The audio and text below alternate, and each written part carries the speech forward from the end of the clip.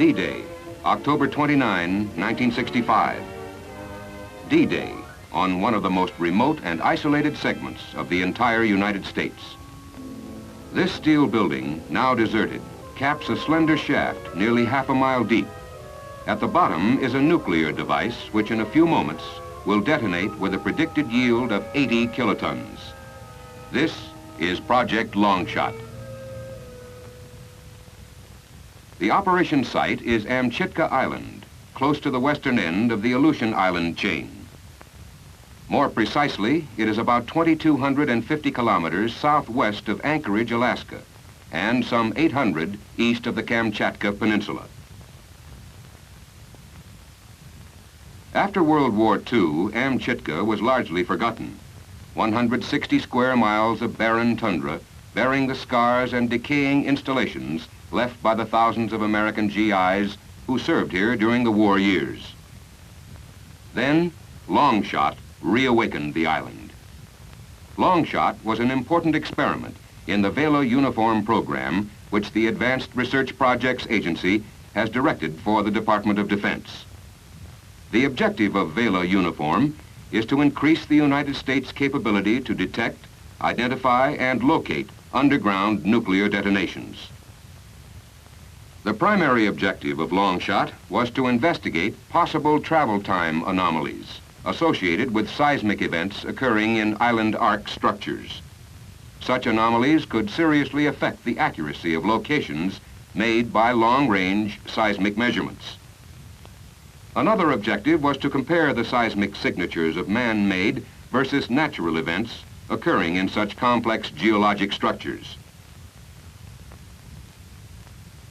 Amchitka was chosen for Longshot for several important reasons. It is one of the most seismically active regions of the circum-Pacific island arc. Its geology appeared to be suitable for the experiment. Finally, it is the only uninhabited island in the Aleutian chain which has a usable harbor and also possesses an airstrip capable of meeting Longshot requirements. Careful scientific studies of the island's geologic structure verified that an event of the desired substantial yield could be fully contained and would present no hazard to humans or to the wildlife population. The exploratory core drilling for this investigation of underlying strata was carried out during calendar 1964. The findings indicated that there were no zones of significant permeability, that is, no channels, open faults, or major fractures. The nuclear explosive was positioned at a depth of 2,300 feet in the Longshot shaft, well into a layer of andesite. This rock is more closely related to granite than to alluvium, tuff, or salt, the media in which most previous underground nuclear shots have been fired in other areas. Above the andesite, the various layers were predominantly volcanic breccias, with some siltstone, graywacke, and tuff admixtures. A combined cavity and chimney height of 940 feet was predicted, leaving 1,460 feet of rock between the chimney top and the surface. Milestones in the evolution of Project Longshot were as follows. On 6 July 1965, installation of a 165-foot-high drill rig was completed. 20 days later, a 6-foot diameter shaft had been drilled to a depth of 260 feet. At this point, the shaft diameter was reduced to 52 inches and the drilling continued. It was completed on 15 September at a depth of 2,346 feet. The first joint of a 32-inch steel casing consisting of two 40-foot sections welded together was lowered to the bottom of the shaft on 17 September. 4 days later, on 21 September, the last joint was placed at the top of the shaft. On 23 September, cementing of the space between the casing and shaft wall was begun. The cement was poured in 400-foot stages with a 24-hour hardening period following each stage. This phase of the project was completed on 2 October. After cleaning and checking the hole, the drill rig was dismantled and removed. This was finished on 5 October. Erection of the technical building over the shaft entrance began immediately. The tech building was designed to provide working space and facilities for the team who assembled and placed and armed the device, and also to furnish protection from the elements during this critical time period. Completion date was 10 October. On 14 October, the nuclear device was flown in from Los Alamos, New Mexico, and taken to the tech building for preparation and emplacement. As soon as assembly and final checkout were accomplished, the device, mounted inside this container, was ready. It was lowered into the Longshot shaft on 17 October. Attached to the electronic and suspension cables of the device were a series of slifer cables and time of arrival gauges to record shock wave progress within the shaft. Following this, stemming operations in the shaft were started on 18 October. Stemming involved filling the shaft with alternating layers of gravel and a sand-bentonite mixture. During stemming, 10-foot expanding cement plugs were placed at the 700-foot and 30-foot levels, and a 10-foot plastic plug was placed near the surface. This phase was completed on 26 October. All that remained were a series of dry runs and a final check of the timing and firing circuitry linking the device to the tech building, to the command post, and to the recording trailers and on-site instrument stations. In addition to items already discussed, the close-in measurement program included 7 surface stations containing velocity gauges to record earth motion at varying distances from ground zero. 3 offshore stations were used to measure overpressures in water at a depth of 60 feet.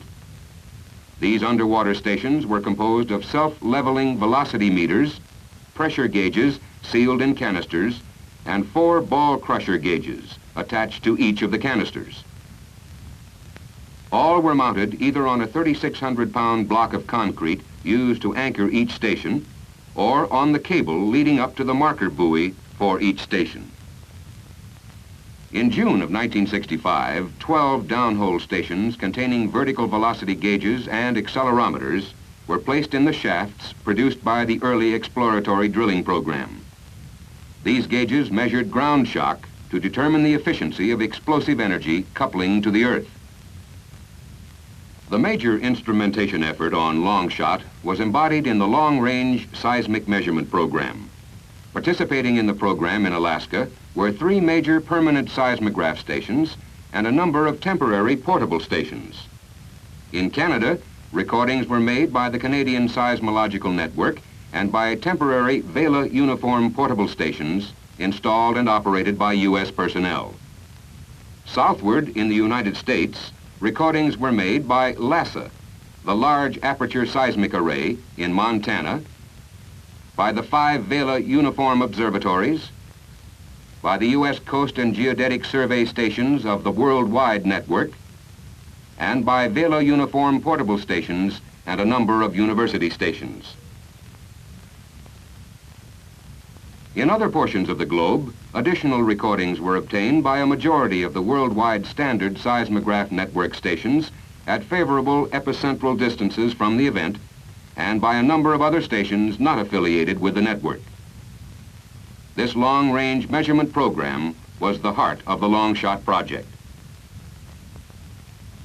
During final preparations for the shot, 3 concentric rings of remote air monitors and 2 of air samplers were mounted around the zero area. Their function was to detect and measure any faint trace of radioactivity that might seep or vent from the buried explosion, though no such effect was anticipated. Additional air sampling stations were operated along the Aleutian chain and in mainland Alaska. On the 29th of October, at 20:59 hours, the countdown for Longshot reached -1 minute. As is customary for any nuclear event in any area, the island site was evacuated except for key parties.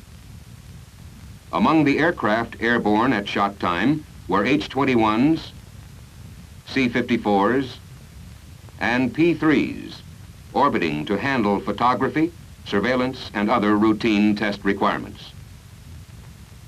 At 1100 hours, the Longshot device was detonated 2,300 feet below the surface of the island. Within milliseconds, the shock wave drove spray into the air from surface ponds.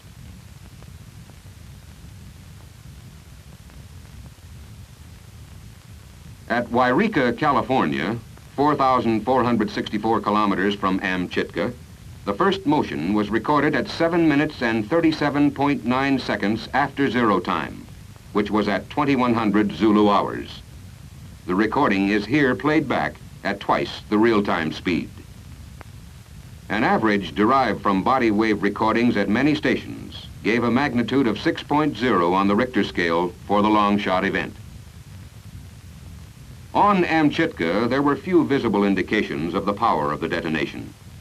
Sensitive hand instruments of rad-safe men in a re-entry party verified remote monitor readings, finding no evidence of radioactivity above background level. Minor cracks appeared in the road fill up to a distance of 7,000 feet. No trace of abnormal radioactivity was detected from any of these shallow fissures. Very little damage was noted to any island installations, including even the tech building at surface zero. Extensive surveys detected no damage to wildlife on or in the water surrounding Amchitka. The sea otters were unharmed.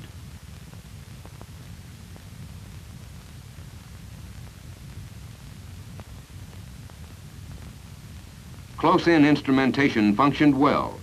The great mass of data derived from temporary and permanent seismic stations around the world, after reduction and analysis, will provide a much firmer base for interpretation of seismic events in the Pacific Island arc structures. Longshot was a highly successful project in the Vela Uniform Program of the Advanced Research Projects Agency.